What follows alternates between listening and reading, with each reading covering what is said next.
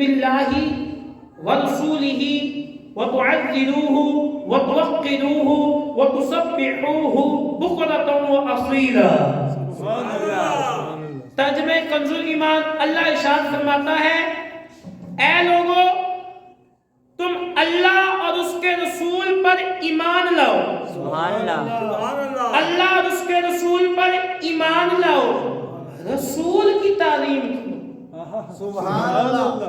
لتؤمنوا باللہ ورسولہ، اللہ رسول پر ایمان لاؤ، وتعذروہ وتوقروہ، اس حضور کی تعظیم و توقیر کرو۔ سبحان اللہ۔ وتسبحوہ بکرۃ واصیلا، فرمایا اور صبح و شام اللہ کی پاکی بولو۔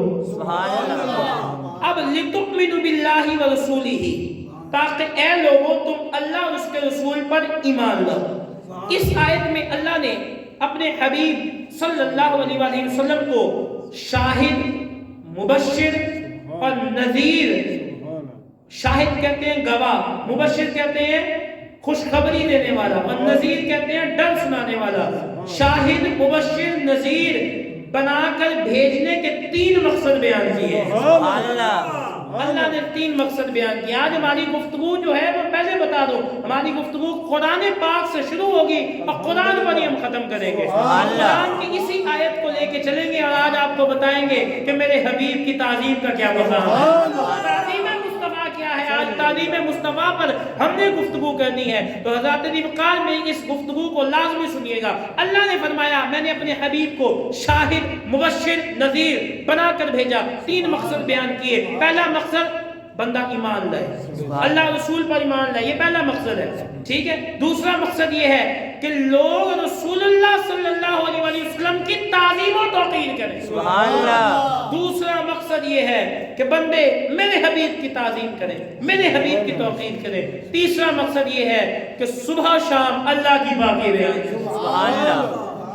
اب اس آیت کریمہ سے معلوم ہوا لتؤمنوا باللہ ورسولہ وتعذروہ وتوقروہ وتسبحوہ بکرۃ واصیلا، فرمایا اس آیت کریمہ سے معلوم ہوتا ہے کہ اللہ کی بارگاہ میں اپنے حبیب کی اور تعظیم اور توقیر سب سے زیادہ اہم چیز ہے۔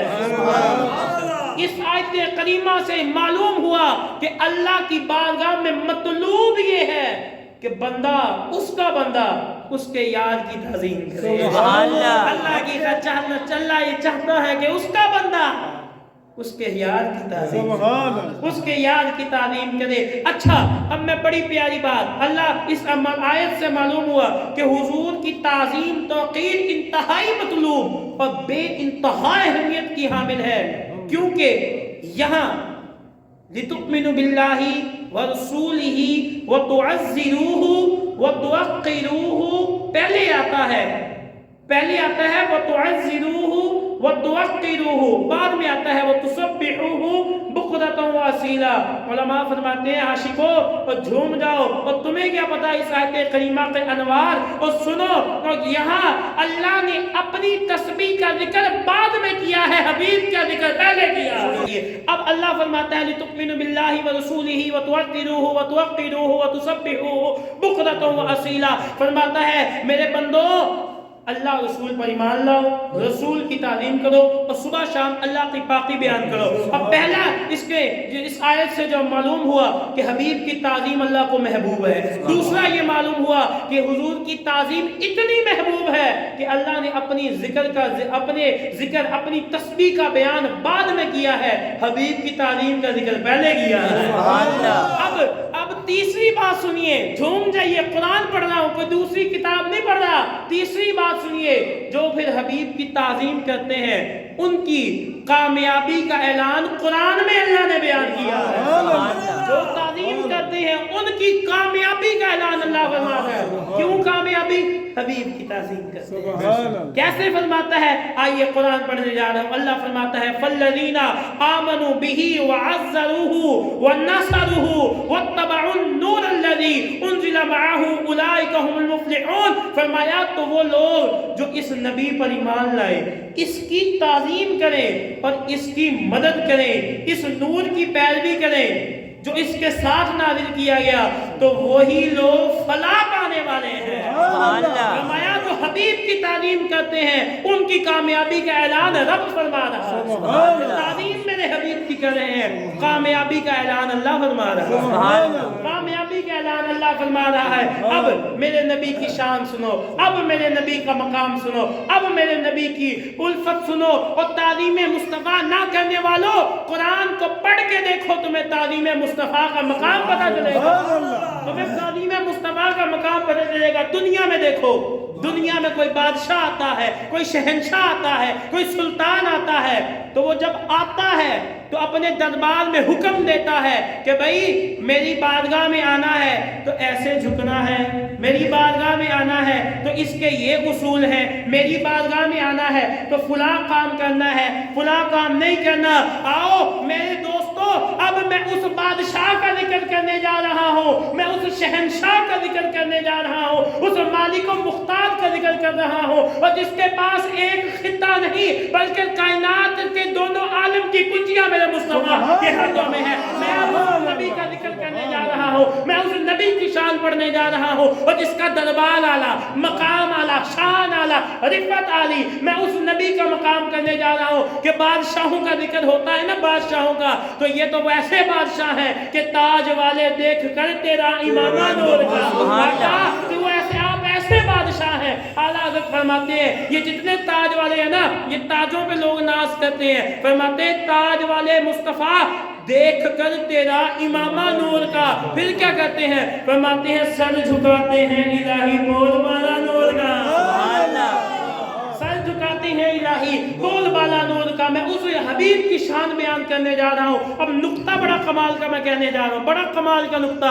सुन के मजा आ जाएगा। अब सुनो हुजूर की शान ये है, एक है दुनिया का शहंशाह जो खुद सुल्तान बना है, अब अपने मकामात के हवाले से बता रहा है मैं सुल्तान हूँ, मेरी ये ताज़ीम करनी है, मेरे सामने ऐसे झुकना है, मुझसे ये बात करनी है, मुझसे ये बात नहीं करनी। अब ये दुनिया के सुल्तान की बात है। एक है मदीने वाला, और मदीने वाला ऐसा सुल्तान है जो सुल्तानों का सुल्तान है, मदीने वाला ऐसा सुल्तान है जो बादशाहों का बादशाह है, मदीने वाला ऐसा सुल्तान है जो कायनात की दोनों आलम के खजानों की कुंजी का मालिक है। यही मेरे मुस्तफा की शान है। और इतनी बात सुन लो, तवज्जो फरमाओ इधर मेरी बात की जानिब, सुनो सुनो, मेरे आका ऐसे शहंशाह हैं कि इनकी दरबार के, इनकी बारगाह का, इनकी हुजूर हाजिर होने के आदाब ना खुद हुजूर ने बताए हैं, ना खुद हुजूर ने बताए हैं, ना मखलूक ने बनाए हैं, बल्कि ये ऐसे बादशाह हैं कि इनकी बारगाह में जाने के, इनके सामने बोलने के आदाब खुद रब्बे करीम इरशाद फरमा रहा है।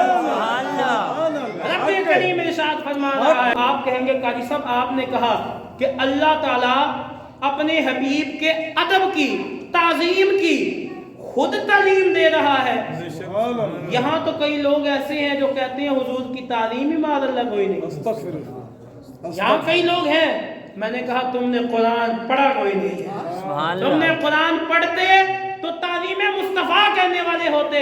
मैंने कहा वक्त हमारे पास मुख्तसर है, इसीलिए सिर्फ पंजतन पाक की निस्बत से 5 आयतें पढ़ने जा रहा हूं। पंजतन पाक की निस्बत से 5 आयतें, इन 5 आयतों में अल्लाह फरमा रहा है तुमसे, मुझसे, मखलूक से कि मेरे यार की बारगाह में जाना किस तरह है, मेरे यार की बारगाह में बोलना कैसे है, और मेरे यार को देखना कैसे है, और मेरे यार की बारगाह में का मकाम क्या है। अल्लाह फरमाता है या अय्युहल्लज़ीना आमनुस्तजीबु लिल्लाहि व लिर्रसूल इज़ा दआकुम लिमा युहयीकुम, फरमाया ए ईमान वालो, अल्लाह और उसके रसूल की बारगाह में हाजिर हो जाओ जब वो तुम्हें उस चीज से बुलाए जो तुम्हें जिंदगी देती है। अल्लाह फरमाना मेरे हबीब ऐसे बादशाह, जब इन्हें बुलाया जाए ना, तुम्हें हुजूर बुला ले तो फिर आए बाएं शाय ना करो, फौरन हबीब की बारगाह में। ये अल्लाह फरमा रहा है। अब अगली बात, अब अल्लाह अब अगरचे ये आयत करीमा का जो हुक्म है, सुनिए इधर तवज्जो फरमाइए, अगरचे इस आयत करीमा का हुक्म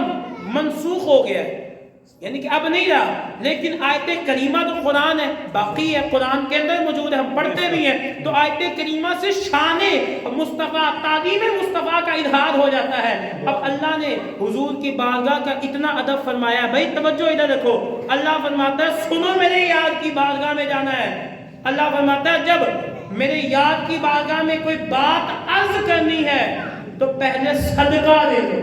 سبحان اللہ. اللہ اکبر. یہ ہے مقام مصطفیٰ, یہ ہے رفعت مصطفیٰ. فرمایا جب بارگاہ مصطفیٰ میں بات کرنی ہے تو پہلے صدقہ دے لو. کہو گے کہاں لکھا ہے؟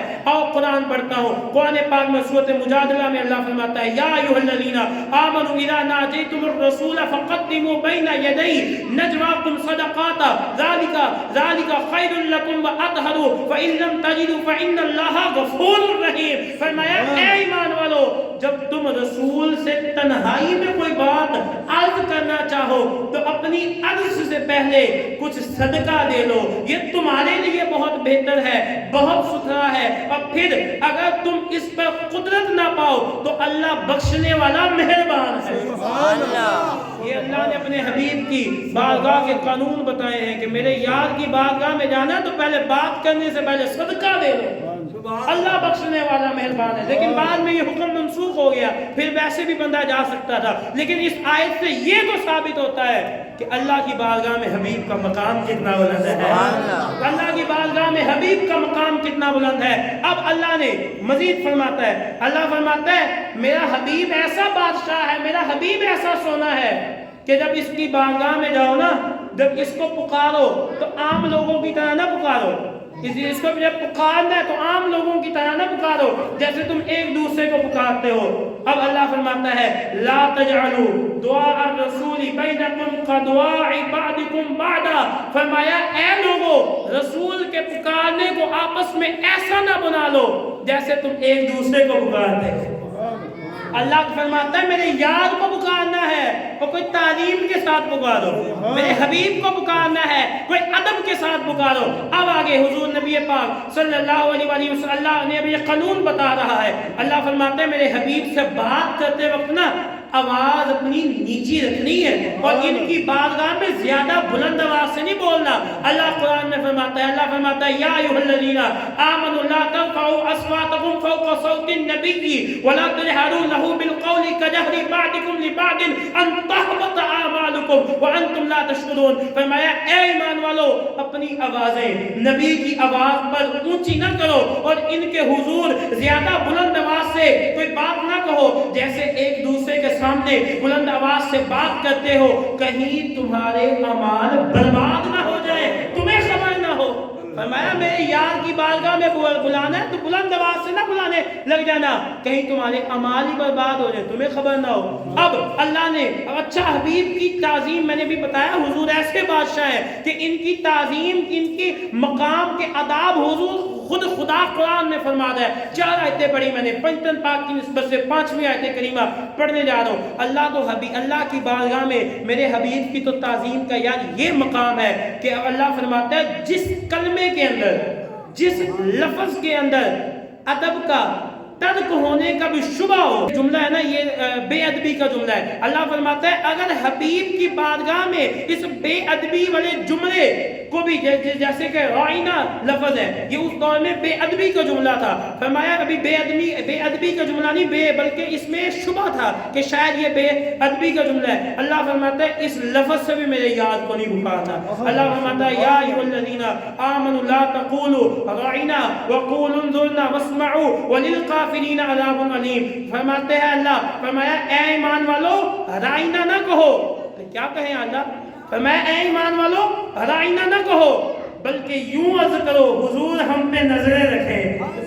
پہلے ہی بغور سنو اور کافروں کے لیے شدید عذاب ہے. حضرت علی وقال اب آپ نے سنی, میں نے 5 آیت کریمہ سے پڑھی ہیں, ان میں اللہ فرماتا ہے اور جب حضور بلائیں فوراً حاضر ہو جاؤ اور میرے یار کو عام ناموں سے نہ پکارو. اگرچہ حکم منسوخ ہو گیا ہے لیکن شان میں وہ کچھ عرض کرنا ہے تو صدقہ دے کے بات کرو اور بات کرتے وقت آواز اونچی نہ کرو اور جس کلمے میں ادب ترک ہونے کا اندیشہ ہے اس کو زبان کے اوپر نہ لاؤ. ان آیات کریمہ سے معلوم ہوتا ہے کہ اللہ کی بارگاہ میں نبی پاک صلی اللہ علیہ وسلم کی تعظیم انتہائی مطلوب ہے. ثابت یہ ہوتا ہے کہ اللہ کی بارگاہ میں تعظیم مصطفیٰ انتہائی مطلوب ہے۔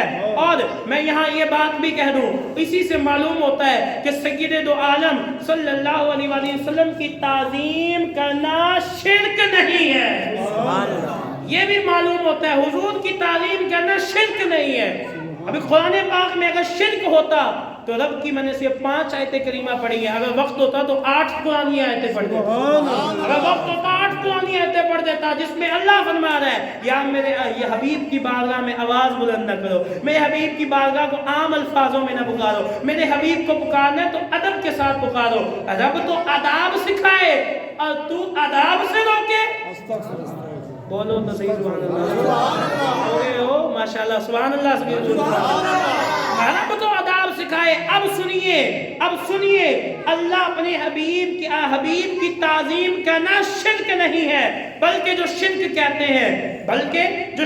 کہتے ہیں ان کا کہنا مردود ہے۔ بریلی والے کی بارگاہ میں چلتے ہیں، میرے امام اہل سنت مولانا شاہ امام احمد رضا خان رحمۃ اللہ علیہ فرماتے ہیں شرک ٹھہرے جس میں تعظیم حبیب، شرک ٹھہرے جس میں تعظیم حبیب۔ اعلیٰ حضرت فرماتے ہیں اے لوگوں توجہ فرمایا کرو اور سنا کرو، اپنوں کی بارگاہ میں سنا کرو اور دیکھا بھی کرو کہ جس مذہب میں، جس لوگوں میں اور جس فرقے میں حضور کی بارگاہ کی تعظیم بھی شرک ہو ان سے بچا کرو۔ فرماتے ہیں جس شرک ٹھہرے جس میں تعظیم حبیب، اس برے مذہب پہ لعنت کیجیے۔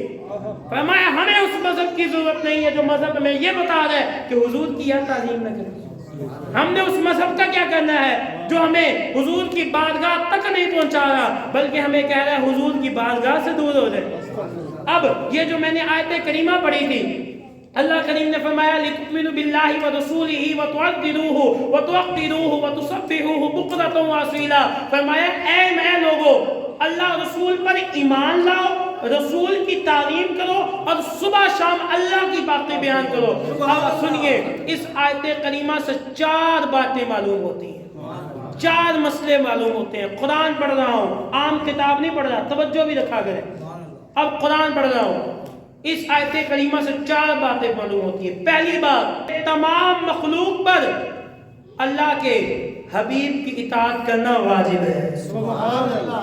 ہمارا ایمان حضور کی بشارت اور شہادت پر موقوف ہے، ہمارا ایمان حضور کی شہادت بشارت پر موقوف ہے، مصطفیٰ کا ایمان نہیں ہے۔ سرکار دو عالم کی ہر وہ تعظیم جو خلاف شرع نہ ہو جائز ہے، جو حضور کی تعظیم خلاف شرع نہ ہو وہ جائز ہے۔ اب اس خلاف شرع میں میلاد بھی آگے جائز ہے، خلاف شرع نہیں ہے۔ میلاد بھی تعظیم کا نام ہے، لنگر بانٹنا بھی تعظیم کا نام ہے، جمعے کے بعد درود و سلام پڑھنا بھی تعظیم کا نام ہے، انگوٹھے چومنا بھی تعظیم کا نام ہے۔ یہ تعظیم والے کام ہے۔ فرماتے ہیں جو جب ان تعظیم والے کاموں میں سرکار کی ہر وہ تعظیم کر سکتا ہے بندہ جو خلاف شرع نہ ہو، شریعت کی باؤنڈری سے جو باہر ہو وہ قبول نہیں ہے، جو شریعت کے دائرے کے اندر ہو وہ جتنی چاہے حضور سے محبت کرے، جتنی چاہے حضور سے عشق کرے، اللہ کی بارگاہ میں وہ مقبول ہے۔ اللہ کی بارگاہ میں وہ مقبول ہے۔ تو تعظیم مصطفیٰ یہ اہم چیز ہے۔ چوتھی بات جو اعلیٰ حضرت نے کہی نا وہ تو کمال کر کے رکھ دی یار، سینہ ٹھنڈا ہو جائے گا تو آپ کا سینہ۔ اعلیٰ حضرت فرماتے ہیں اور سنو اس مسئلے اس آیت کریمہ سے معلوم ہوتا ہے اعلیٰ حضرت کی کمال بات ہے، تحقیق ہے اعلیٰ حضرت کی، سنیے جھومیے۔ اعلیٰ حضرت فرماتے ہیں سنو، معلوم ہوا دین ایمان، فرماتے ہیں یہ دیکھو دین ایمان محمد رسول اللہ صلی اللہ علیہ وآلہ وسلم کی تعلیم کا نام ہے۔ فرمایا دین و ایمان محمد رسول اللہ کی تعلیم کا نام ہے۔ تو میں نے یہ آیت کریمہ جو آپ کے سامنے پڑھی اس میں اللہ تبارک و تعالیٰ نے تعلیم مصطفیٰ کا حکم ارشاد فرمایا ہے۔ اب یہ میں نے آیت کریمہ کے حوالے سے مسئلے بھی معلوم بتا دیے، 5 آیت کریمہ بھی ضمن میں نے پڑھ دی جس میں اللہ خود فرما رہا ہے کہ میرے حبیب کی بارگاہ کا آپ نے ادب کیسے کرنا ہے، اللہ خود فرما رہا ہے میرے یار کی بارگاہ کا ادب کرنا ہے۔ اب ان لوگوں کی باتیں کرتے ہیں، ان لوگوں کی باتیں تو چھوڑو بہت ٹائم ہو جائے گا، صرف بات کرتے ہیں جنہوں نے یہ آیت کریمہ خود مدینے والے کے ہونٹوں سے سنی ہے۔ سبحان اللہ۔ کرتے ہیں, ان صحابہ کرام کی بات کرتے ہیں کہ جنہوں نے یہ آیت کریمہ حضور کے مبارک لبوں سے سنی اور پھر انہوں نے کیسا عمل کر کے دکھایا. اے صحابہ کرام وہ عظیم ہستیاں ہیں جو نبی پاک کی اتنی تعظیم و توقیر کرتے تھے کہ صحابہ کرام کے حوالے سے یہ ملتا ہے کہ جب بھی وہ حضور کی بارگاہ میں جاتے تو سلام کرنے کے بعد پتہ ہے کیا کہتے؟ سلام کرنے کے بعد کہتے ہیں آقا فدا کا ابی و امی یا رسول اللہ, فرماتے ہیں یا رسول اللہ میرے ماں باپ آپ کے اوپر قربان ہیں. یا بعض لوگ یوں کہا کرتے بنفسی انتا یا رسول اللہ, آقا میری جان تو اوپر قربان ہے. اعلیٰ حضرت فرماتے ہیں یہ ایک جان کیا ہے, اعلیٰ حضرت عشق کے بندے ہیں, وہ بات بڑھا لی ہے. فرماتے ہیں اعلیٰ حضرت فرماتے ہیں یہ ایک جان کیا ہے اگر ہوں کروڑوں. فرمایا یہ ایک جان کیا ہے اگر ہوں کروڑوں. جان کے اوپر وارنے کی تو کیا بات ہے, یہ ایک جان کیا ہے اگر ہوں کروڑوں, تیرے نام پہ سب کو وعدہ کروں. فرماتے ہیں آقا یہی پہ آپ کے نام کے اوپر میری خواہش تمنا ہے کہ میں اپنی کروڑوں جانیں بھی احمد رضا کی ہوں تو آپ کے نام پہ وعدہ کر دیں. یہ صحابہ کرام کی نبی پاک صلی اللہ علیہ وسلم کی تعلیم تھی. حضرت اسامہ فرماتے ہیں, حضرت اسامہ فرماتے ہیں جب ہم حضور کی بارگاہ میں جاتے تو دیکھتے صحابہ کرام حضور کی بارگاہ میں ایسے بیٹھے ہیں اتنی خاموشی کے ساتھ, اتنے پرسکون, اتنے ساکن بیٹھے ہیں کہ گویا معلوم ہوتا ہے کہ کہیں ان کے سروں کے اوپر پرندے موجود تو نہیں ہیں. سبحان اللہ. اتنی تعظیم کرتے تھے, اتنا ادب کرتے تھے. اب یہ تو تھی اجتماعی تعظیم صحابہ کرام کی, انفرادی تعظیم بھی بڑی تھی. اجتماعی تو سب کی ہو گئی نا, لیکن آئیے میں صرف 2 آدمیوں کی تعظیم مصطفیٰ بیان کر کے اجازت چاہوں. اگر تعلیم مصطفیٰ سننی ہے تو سبحان اللہ کی فضا ماشاءاللہ, اللہ سلامت رکھے. حضرت سیدنا عثمان بن عفان جامع القرآن ذو النورین رضی اللہ تعالیٰ عنہ کے بارے میں روایت ہے کہ جب نبی پاک صلی اللہ علیہ وسلم نے حدیبیہ کے موقع پر حضرت عثمان کو بھیجا مکہ میں, حضرت عثمان جاتے ہیں کفار کے پاس. اب کفار نے جب حضرت عثمان کو دیکھا تو فرمایا عثمان تم ہمارے پاس آئے ہو, بالکل اچھی بات ہے, ہم بھی حضور کے پاس جاتے ہیں, لیکن تم آ ہی گئے ہو تو طواف کعبہ کر لو. سامنے کعبہ, کون مسلمان ہے جسے خواہش نہیں ہے, تمنا نہیں ہے کہ وہ رب کے اس مبارک گھر کے چکر لگائے, رب کے اس مبارک گھر کو آنکھوں سے دیکھے. ہر آدمی کی تمنا ہے کہ وہ رب کے گھر کے نظارے دیکھے. اب حضرت عثمان کے پاس اتنی بڑی آفر ہے کہ آؤ عثمان, وہاں سارے حضور کھڑے ہیں اور باقی صحابہ کرام بھی وہاں انتظار میں ہیں, اجازت کے لیے انتظار میں ہیں. عثمان کے پاس موقع ہے کہ جاتا اور جا کر دیوار کعبہ سے لپٹ جاتا, جاتا دیوار کعبہ سے لپٹ جاتا, لیکن انہوں نے یہ آیات کریمہ اپنے کانوں سے سنی ہوئی ہے.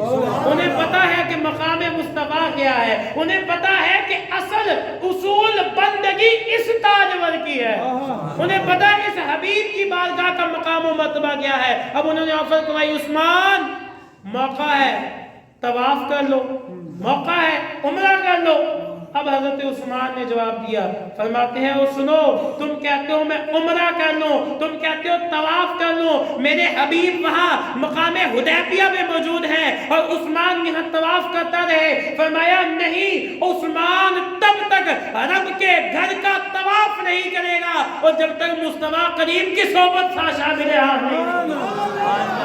عثمان تب تک رب کے گھر کا طواف نہیں کرے گا جب تک اللہ کا حبیب ساتھ نہ ہوگا, جب تک مدینے والا ساتھ نہ ہوگا. انہوں نے کر کے بتا دیا کہ اصل اصول بندگی اس تاجور کی ہے, اصل اصول بندگی اس تاجور کی ہے. مقام صبا ہے, مقام صبا مولا علی.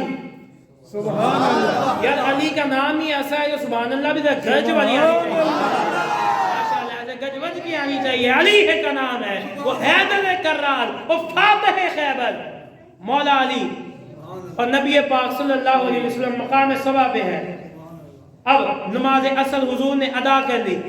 نماز اصل ادا کرنے کے بعد نبی پاک صلی اللہ علیہ وسلم مولا علی کی گود میں سر رکھ کر آرام فرمانے لگے.